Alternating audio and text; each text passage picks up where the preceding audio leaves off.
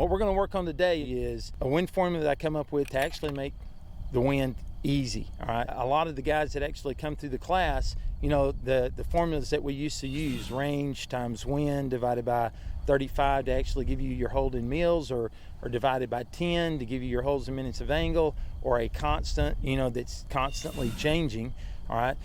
What I found was, if the wind's, that may work good when the wind's 6 miles an hour at 600 meters. All right, that's 36. I'm going to hold 1 mil. That's pretty simple math. All right, that's not hard. But now give me 17 miles an hour at 800. Do the math real fast. What is 17 times 8? All right, so you go through it and you go, well, 8 times 10 is 80. 8 times 7 is 56. So that's 136. 136 divided by 35 is what? All right, Steve, so come on, Steve, hurry. Let me, hold on a second. All right, the problem is it's not fast. All right, so what I did was, I knew what the answer was. That was the easy part. All right, what we had to do was develop a formula that was third grade math, so we could stay on top of it under stress, gather it very quickly, and it was easy for the guys. They didn't have to pull out a calculator to actually do the math, or even utilize a PDA. A PDA is probably the best tool we've ever had for long range shooting, but it's just a tool. It's not a crutch, and we can't depend on it for every day for every shot. All right, so when we look out here today and wind's blowing right now anywhere between 8 and 12 miles an hour, whatever the range is, we're going to move that decimal to the front of the range. So if the target's 500 meters, it starts out as 0.5 mils. All right, so once we do that, and that's at all ranges.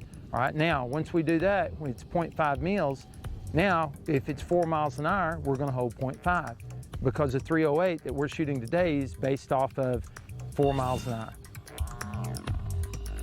8 miles an hour would be times 2 of the range. So at 500 meters, if the wind was blowing 8 miles an hour, we would hold times 2, it'd be 1 mil is our hold. So we'd be holding into the wind 1 mil. All right, if it's 12 miles an hour, 4 goes into 12 3 times. So we're gonna be 0.5 times 3, we'll hold 1.5 mils into the wind. All right, so same way at 300. If it's 8 miles an hour, 3 times 2 is 6, because there's 2 4 mile an hour winds into 8 mile an hour wind. All right, so if it's 0.3 for 300 meters, we're going to hold 0.6, 0.3 times 2. All right, so every 4 miles an hour, we're going to hold the distance of the target in 10th mils. So if it's 600, it's 0.6. If it's 20 miles an hour, we'll hold 3 mils. Be 0.6 times 5, because there's 5 4 mile an hour winds in 20. Make sense? And it's just that simple. It doesn't have to be hard. All right, now, when we start refining it, you're going to see about 700, 800, 900, you add 0.1 to the initial. So if it's 700 meters, you're going to change it to 0.8. 800's 0.9. 1000's 1.1. Make sense? It does. All right, so we'll get kicked off with that today. Now, one of the big questions that I get a lot is what matters the most? Wind at your position, or wind at the target, or wind halfway in between? And the reality is, every bit of it matters, all right? If we were back on the south side of the ranch where it's just flat, the wind at your position is a good wind, because it's a known. We can pull out our Kestrel, we can put it into the wind, our little weather station, we know what the wind is. And as long as nothing obscures that wind all the way to the target, that's a good wind call, and as long as it's a full value wind, all right? But the problem is, out here, that's why we come out here. There's a lot of terrain features. All right, so you may feel wind right here and we're off the shelf a little bit. You may be feeling 8 to 10 right now, but actually up above this crest up here, it may be blowing 12 to 15 miles an hour. But down off this hill, it's not going to be blowing but maybe 6 to 8 miles an hour. So now you have to look at the terrain features and how wind is actually affected by terrain. So if wind's going over a cliff's edge and starting to bull or eddy going down the hill, the wind value is less. So you have to look at the terrain and assess the value of the wind at that point. If you have a big canyon running into the wind, when it comes out of that canyon, it's pulling into that canyon, it's going to be picking up speed. So you have to look at the way the wind is channeled by terrain coming out of that canyon and the speed that it'll have, because it's actually had more time to pick up speed.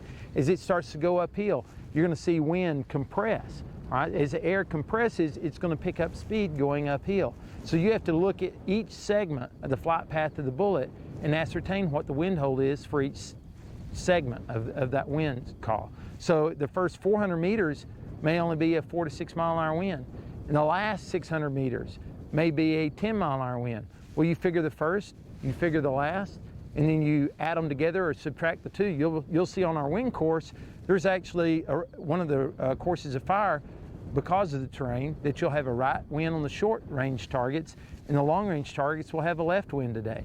All right, so you're gonna have to make a wind call on the first 200-300 meters from a right hand wind. Once you make that wind call, then you make the next 600 meters with that value of the left wind. All right, so now you have to subtract the two and take the shot. All right, so your bullet will get there. It's going to make all those corrections for you, but you can't just say our wind today is 10 miles an hour at my position. But you can't say that doesn't matter either, because wind at the target may not be blowing at all for the last 300 meters on some of these shots today.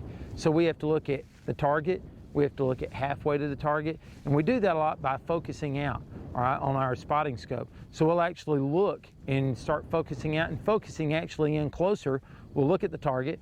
We're already going to know what the wind call is at our position, so we're going to look at the target and ascertain whether the wind is the same value or not, or what value it is. All right, and we do this by looking at mirage. So as mirage, you know, today the actual mirage is going to be blowing pretty good.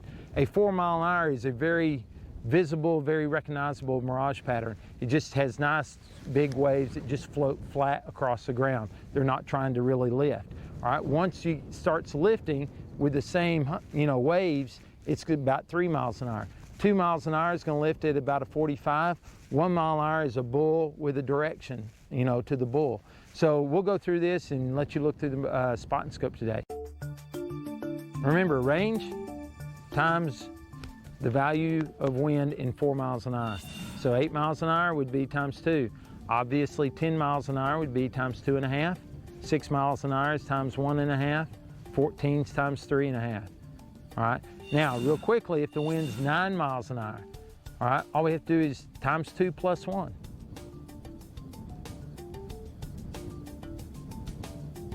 All right, it's that quick.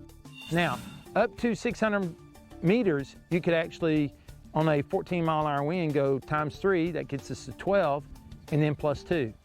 All right, so that gets me to 14 miles an hour. After 600 meters, I don't need to do that anymore, because the reality is if I go to 800 and it's 6 miles an hour and it needs to be times and a half, all right, that's a different wind call by 0.2 mils than if I did times 1 plus 2. All right, because that times and a half of 8 is 0.4. All right, so if I just do plus 2, I'm off my wind call nearly a minute of angle right now. All right, so I need to be aware after 600, we do the 1.5, 2.5, times 3.5, times 4.5, whatever the wind is. But anything under 600, I can do the, you know, times 1 plus 2, times 1 plus 1 for 5 miles an hour. For 10 miles an hour, I can do times 2 plus 2. For what is 7 miles an hour, times 2 minus 1. That makes sense? So it's very simple, all right? This math is really simple, 3rd grade math. You look out at the target, it's 400 meters, it's 0.4. Wind's blowing 12 miles an hour, 0.4 times 3 is 1.2 mils. Hold left and shoot. Hold into the wind and shoot. All right? We good? All right, let's go try it.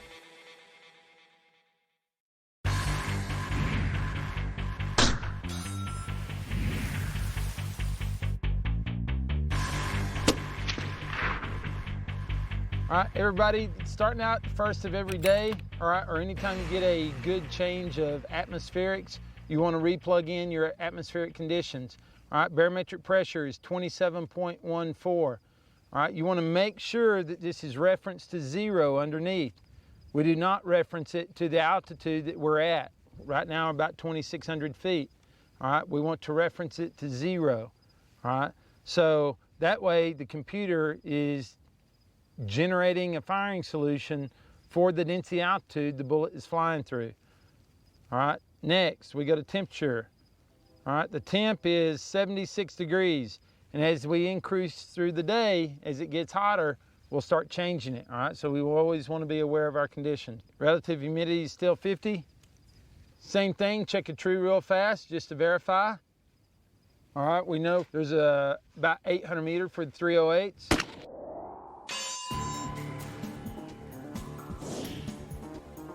We've got a target at 784. All right, the target is on the center range in between the bushes. Mangong target. Wind's blowing about 12 miles an hour. All right, for the 308s, Remember what we talked about. Every 4 miles an hour is the distance of the target. 784 rounds to 0.8. Then we add 1, so it's 0.9 times 3 is 2.7 left. All right, guys, you got to be really aware and shift with your wind call. As wind gusts, you're going to have to add. All right, when I say add, if the wind picks up 1-2 miles an hour, you're going to add 0.1, 0.2 mils. So from 2.7, if the wind gusts 3 miles an hour, we may go to 3 mils. But if it dies off, and we'll try to watch, most of us have enough power in our optics that you're actually able to see wind. All right, if you cannot see mirage because you don't have enough power in your optics, a lot of people say that too much power, the mirage will blow you out on your target. You can't shoot. Mirage is your friend. That's what's telling you what the wind's doing. All right, so you can always power up, check your mirage, power back down to where you're comfortable taking the shot. All right, but having the power, there'll be 90 times a day when you need more power. If you're at 10 power, there'll be 90 times a day you need more power. We're not worried a whole bunch about the low end of the scope. Very seldom do I shoot long range at 3 power. Right? In a wooded environment, something I can't see very far, obviously urban environment, that kind of deal, 3 power is good. All right, gives you a big field of view. What we're doing is long range precision work. The more power we have, the better we can shoot. So the 308 start out at 4 miles an hour times the distance of the target in 10th mils. So we start at 0.9 times 3 for 12 miles an hour. That gives us 2.7 hold, and we'll adjust off what the wind's doing downrange. Now Steve's shooting the 300 Win Mag. It works off every 5 miles an hour. So 12 miles an hour would be times 2.5. All right, so he can go in and take 0.9 times 2.5, and he's going to end up with 2.2. All right, you got that, Steve? All right, Travis, you ready? And your computer says what for elevation? 8.24. 8.24, all right. Wind's dying off a little bit. Go ahead and give me 2.5. 2.5. 2.5 left.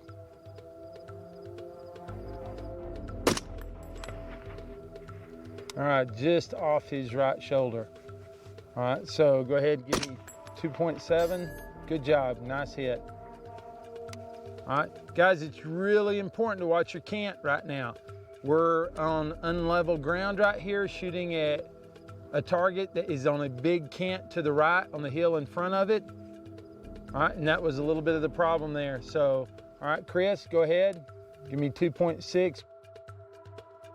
Wind's picking up just a little bit.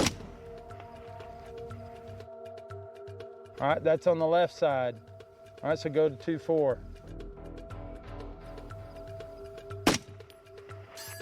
Hit. First shot was just off center of the base, so we know you have a good true. Second shot hit just on the favor right side of the target, center body. Good shot. It was about 2.8 wind. Is that what you held, Chris? He held 2.5. Yeah, 2.4, 2.5. It was just cant. Okay. It's That's really, because that's what I think I did, is I compensated for cant by adding more wind when I didn't really need that much. Yep. All right, you ready, Mike? I am. All right, looking at the wind, go ahead and give me 2.5. 2.6 left.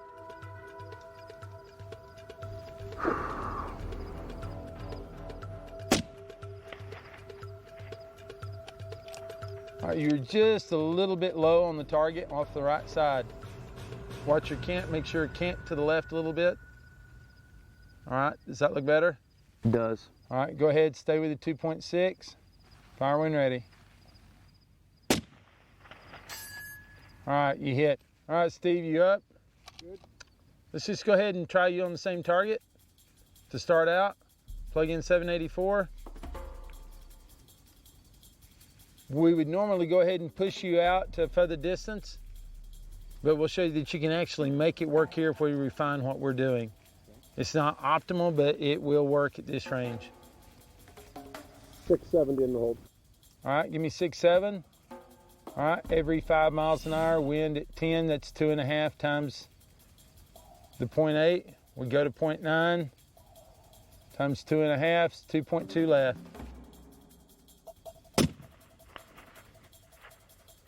Yeah, all right, that was 2.2 left. Yep.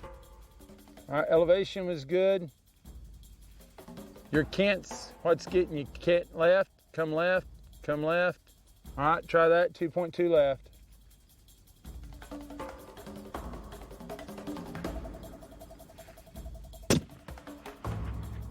There, better. It's just off the right side of the target. So his cant almost That cant caused a mill. Yeah, is a mill. Remember we talked about 5 degrees of cant equals a 10th mill every 100 meters. All right, so at 800 meters, with 5 degrees of cant, he would impact 0.8 right.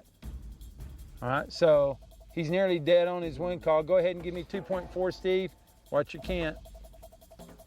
So basically he's off by a mil. Yeah, Yeah. that cant. For all intents and purposes. All right, give me 2.3. Hold left, 2.3. Hit. All right, good job.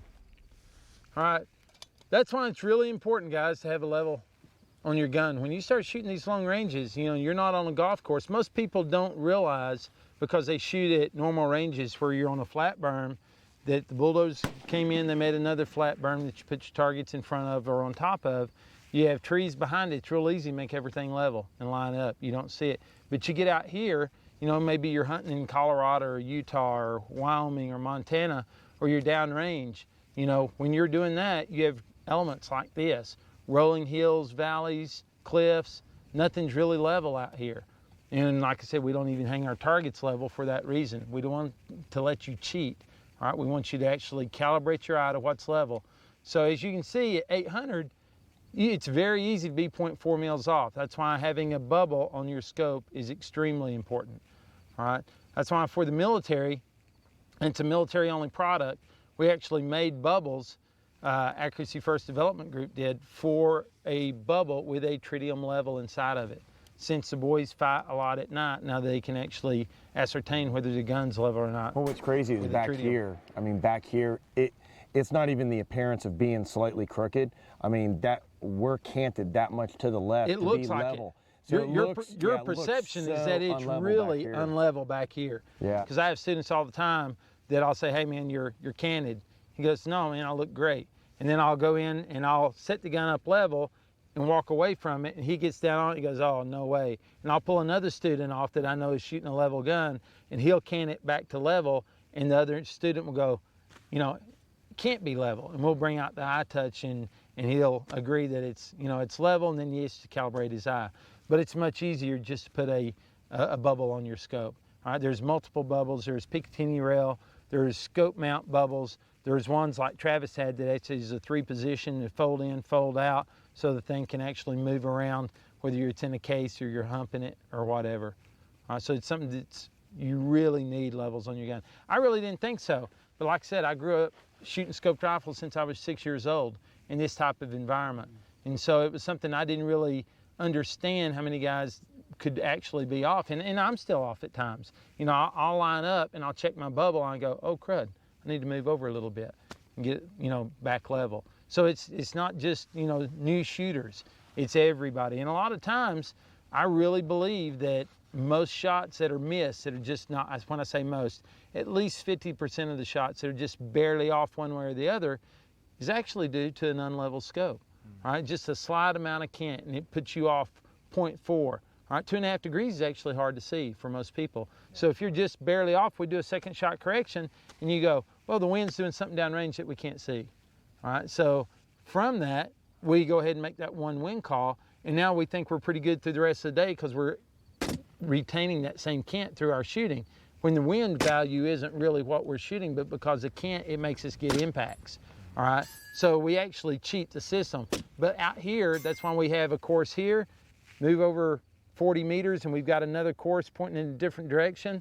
And we do that on, you know, 6 different courses. We have a wind course for that reason. So you're moving around constantly. You're not shooting in one wind value. We can't cheat the system. You're gonna have to make a wind call every shot, all the way as we move around these hillsides. All right. So now that you've trued your gun, make sure you go ahead and save your gun. All right. And guys, like I said, every time you do your atmospherics, make sure you're looking at a reference 0 barometric pressure. It's very important. All right, now what I want you to do is, if you have a laser rangefinder, whether you're using the Mosquito or the PLUR 15C, go ahead and laze the targets, all right? If you don't have a laser rangefinder, I want you to go ahead and mill the target. So you'll mill the width of the target. The target's 16 inches wide, all right, has a 12-inch head. All right, you can actually mill the total combined together if they're not overlapping. You can mill the head, you can mill the body, do the TR under target, the mill relation formula.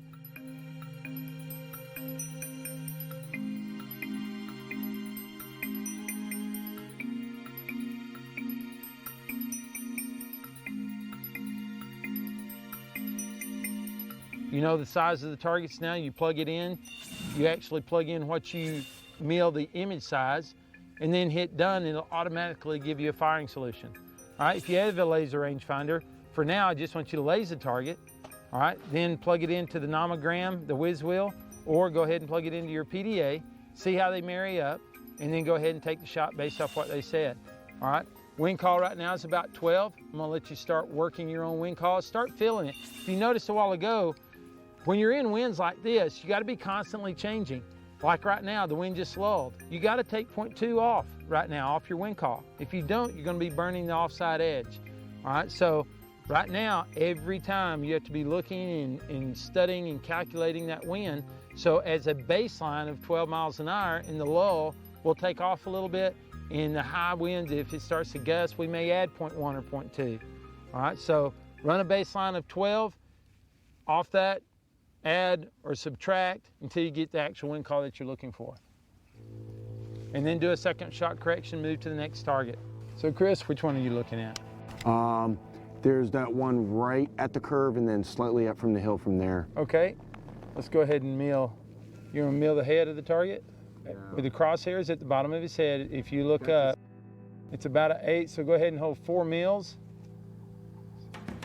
Give me 1.8 left, give me 1.6 left. Fire when ready. 4 mils elevation. Hit. You're good. Now you continue with that, Travis. You ranged the target, correct? I did. And it ranged out as what? 525. 525. And your hold? 4.1. Getting about a 12-mile-per-hour wind. And you're up the hill by the bush? I am. Square head, right side of the road. So for wind, about 12 miles per hour. So all right, so 500 starts at 0.5, right? 12 miles an hour, be 1.5 left. 1.5, okay. All right, it's just on the edge where it's starting to crest and go up a little bit, so wind's gonna start picking up. There's a canyon to your left, so we can anticipate that the wind may actually be a little bit more going through that area with the terrain features. So go ahead and give me 1.7 left right now.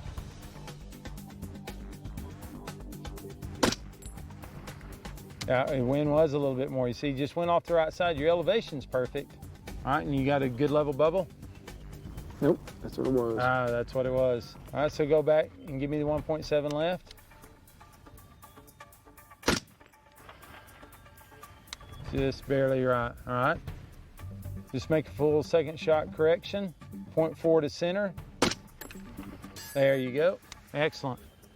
And when we're talking about that full second shot correction, what you don't want to do is baby step it over, guys. If he hit 0.4 right, instead of being 1.7, we need to be 2.1. Get in the center of the target. It's always better to be strong than it is to be on the weak side. All right, it's never got a chance on the weak side. Plus, we want to bracket it. All right, so if you know your math formula gave you a edge hold, all right, you know the bullet's moving some left to right, so why not go ahead and aim off the left side a little bit? If you're just going for hits on steel, you need to favor and bracket your target so you're shooting at a full 16-inch target instead of an 8-inch target. Mike? I'm going to start with Chris's first target. The round head? Round head. All right, bush 14 mils to the left. All right. All right, and you lays that target at what range? 499. 499, so it starts out at 0.5. Wind at 12 miles an hour, be 1.5 left. All right. Go ahead. I'm going to try for a headshot. All right, go ahead.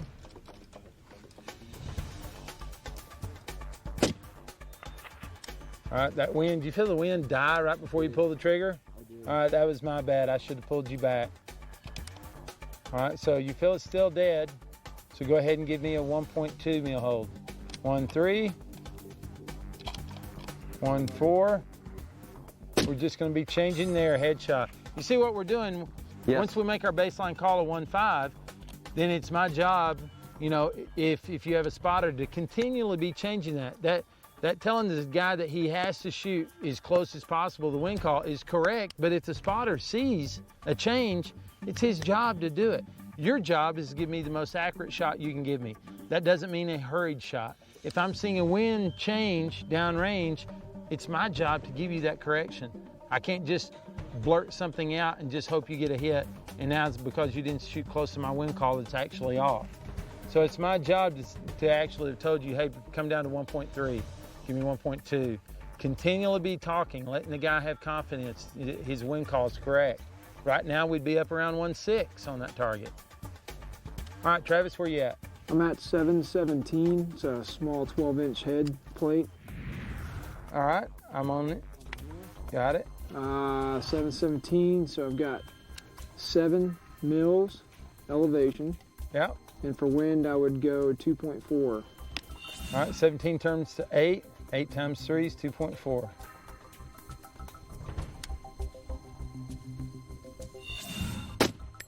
Oh, it's a good wind call. He's just off at 10 o'clock off that little 12-inch plate. A little high, 10. Just favor high, really, right at 10. If we'd have been 0.1 mil inside, we'd have got a hit. All right, Mike, you good? Yeah. All right. 675, target up by the bush. Roger that. 675 goes to 0.7. 0.7 turns to 0.8, right? Yeah. 8 times 3 is 2.4. All right, wind's lulling, go to 2.2. 2.1, 2.2.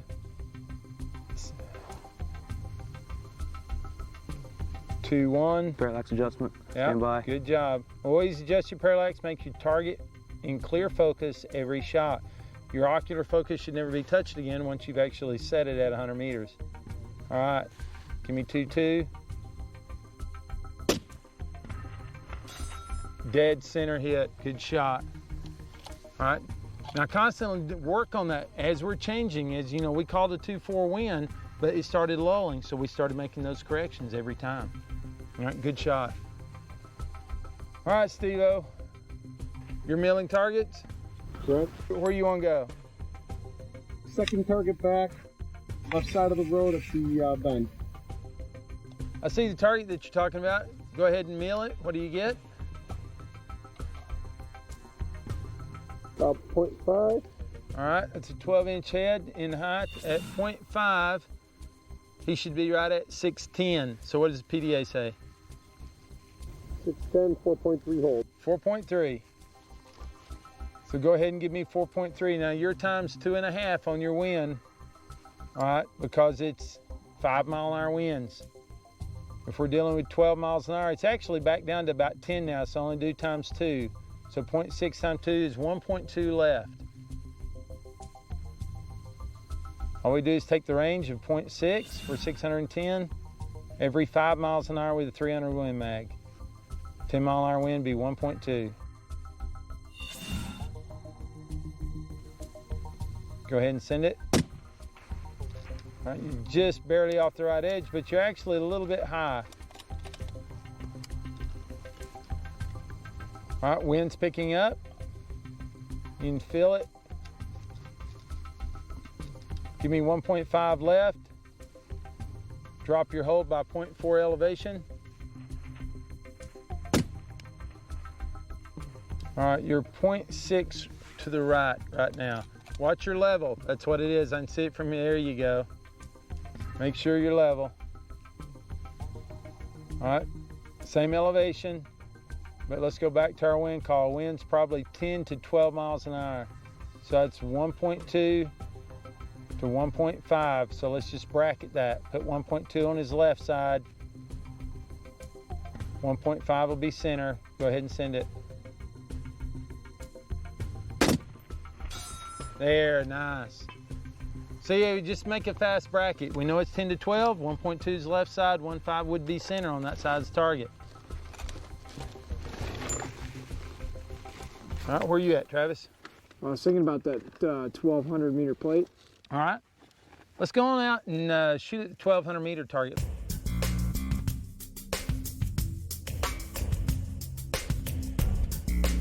All right, so go ahead and plug in 1,217 meters. We're gonna go at the back far target. All right, so now when we actually go out to 1,217 meters, all right, what I want you to do at first is I want you to go into range card, and I want you to scroll down until you see an asterisk beside your range. Okay, at 1050 it starts asterisk. All right, so you see an asterisk at 1050. All right, that's what that's telling us is that's where this bullet is going into subsonic flight. Well, once a bullet goes into subsonic flight, you're going to start losing gyroscopic stability. All right, you may even start losing some of it in transitional or transonic flight. All right, so once it starts losing gyroscopic stability, basically what you're going to have is more drag on the bullet due to the more surface area exposed to the oncoming wind. What is drag? All right, drag is BC. All right, so you have two types of drag, density altitude drag and BC drag. All right, it's still just drag. So when you shoot out at distances in subsonic regions, you're going to have to actually change the BC because that's the variable that's actually changing. All right, so we know from shooting out at these ranges all the time, you know, 12, 13, 14, 1,500 meters, 1,600 meters at a mile, we know about how much change there's going to be, but I'm going to walk you through the process real quick and show you how you can actually find out what your subsonic BC is and run an extrapolation table based off that. Okay. All right? And so everybody understands that we're about to take a 308, which most people say the max effective range would be between, I mean, depending on what, you know, organization you're with, 800 to 1,000 yards. And we're about to shoot at 1,200 with no problem. Yeah, so we're pushing out 1,217 meters, you know, probably half again what the effective range normally was thought of the weapon system. All right, so go ahead and add 1 mil to your hold right now. So what does the PDA tell you? Target is now 1217. 19 mils. 19 mils. So I want you to go ahead and hold 20 mils on the target. Okay. All right. So go ahead and line up. And everything that you do right now is going to show up big. So loading your bipods, and this is part of the class. By shooting at these extended ranges, we actually start seeing everything that you do wrong behind the gun. All right. So which really goes back to what we talked about a long time ago, which is all fundamentals and consistency. Absolutely. So as long as you're consistent with your fundamentals, and what we're doing now might look like more advanced technique, but as long as we apply to fundamentals, we can do it. And now I'm also zooming back from 25 power to 10 power just so I can see my 20 mil reticle Exactly. line. Since it's the first focal plane reticle, as you back off in power, you're going to actually get to see more mils, as opposed to a second focal plane reticle that the reticle actually stays the same size. And what Chris was stating earlier, it is just fundamentals. That's one of the main reasons we push out to a mile with 308s. It's kind of like, it's a tool. Once you understand how to use that tool, I tell people, you know, when you change your alternator, you have to buy that one wrench that's shaped like a 90-degree angle. You may never ever use it again unless you have another alternator go out. But when you need that tool, it's the only tool that'll work. So it's just better understandings, you know, a broader understanding of all the fundamentals. But if Travis doesn't do everything exactly right each shot, it's really going to show up at 1,200. And at a mile, it's even going to be more.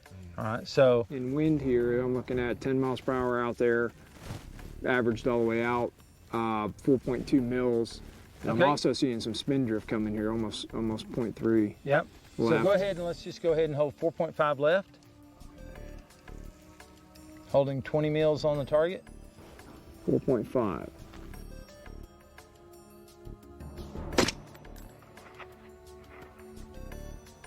Just off his right shoulder. All right, just go ahead and give me 0.4 more mils left. Send another one.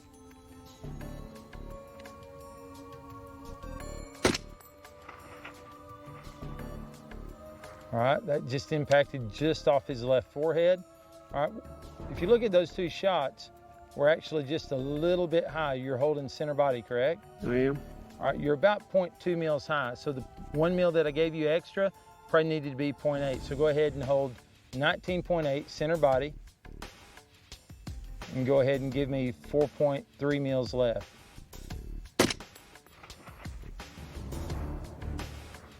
All right, the wind lulled. That was 0.8 left. So we'll watch the wind, make sure it doesn't change. Go ahead and bracket off, come to 3.6. That's pretty weird through there because of the way those two kind of plateaus come together and come up on that other hill. As you can see, we have two big canyons on our left side allowing wind, and there's another canyon even before we get to that last one. So we have 3 different canyons of winds creating different velocities. All right, go to 4 mils for wind, to the left. Hit. Excellent, nice. All right, so you can actually see your elevation though was from basically headshots, just above his right shoulder to just off his left forehead. All right, that's an 8-inch head at 1,600 or at 1,217 meters. All right, so then when we moved you down, you were just off left side center, which was still within that exactly where he was holding, and then he got a center body hit. All right, so really the weapon at 1,200 meters is really holding about an 8-inch group right now. All right, and that's within all the errors that we present into the problem in our shooting. But that was really good. All right, so now what you're actually going to end up doing is you have to actually true out your BC, all right, because that's a variable that's actually changing right now. So we go through the same process of the truing drop, but we true our BC, and then we plug in our previous conditions under our drag coefficient table. So that's I mean, from everything that I've always been taught or seen and heard or read books about, it's pretty amazing to show that the bullet just showed me everything I needed to know. And it's so controversial out there when people even think about going with a weapon system like this past that range. And from what I know with you can push it even farther. Absolutely. And basically, we just let the bullet create the formulas for us. We're not doing anything, you know, wazoo. We're not coming up with anything just hairy, scary. We're actually letting the bullet develop the formulas for us. It's science, yeah. It's work, and it's, I mean, I'm curious to see how much farther we can go with it. We will. We'll continue pushing on. All right. All right.